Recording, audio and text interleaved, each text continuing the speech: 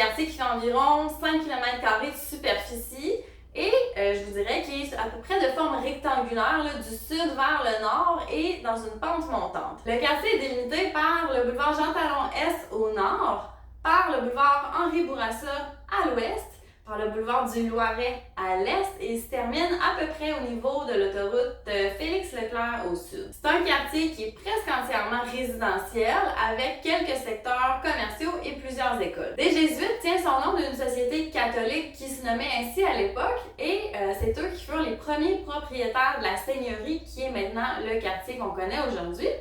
Et c'est aussi eux qui possédaient le moulin des Jésuites qui a été construit en 1740. C'est un ancien moulin à eau qui est situé sur Henri Bourassa et qui était alimenté par la rivière des Commissaires. Mais aujourd'hui, cette rivière-là est environ à 1,5 km de cet endroit parce qu'elle a été détournée à Brodum à l'époque. Aujourd'hui, c'est devenu un centre d'interprétation historique qui offre aussi des activités familiales comme la fabrication de pain ou des rallyes par exemple. La moitié des propriétés du quartier ont été construites entre 1960 et 1980 et le type de propriété qu'on retrouve en plus grande majorité, c'est des maisons de type plein-pied. On retrouve aussi quand même beaucoup de condos et d'appartements. On peut apercevoir quelques immeubles à revenus qui sont venus se construire entre les maisons unifamiliales du quartier. Je parle ici surtout de duplex et de triplex.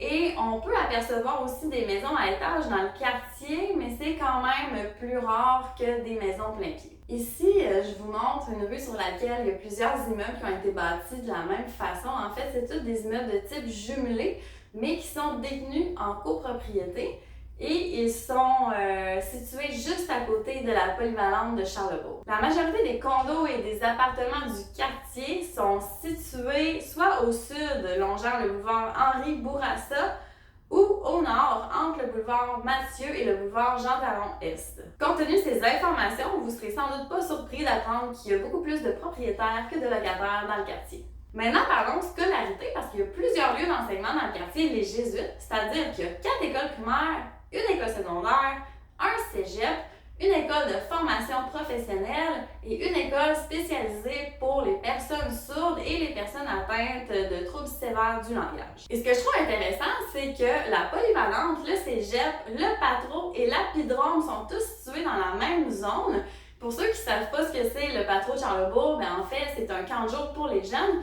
Et l'apidrome, c'est un centre communautaire et sportif.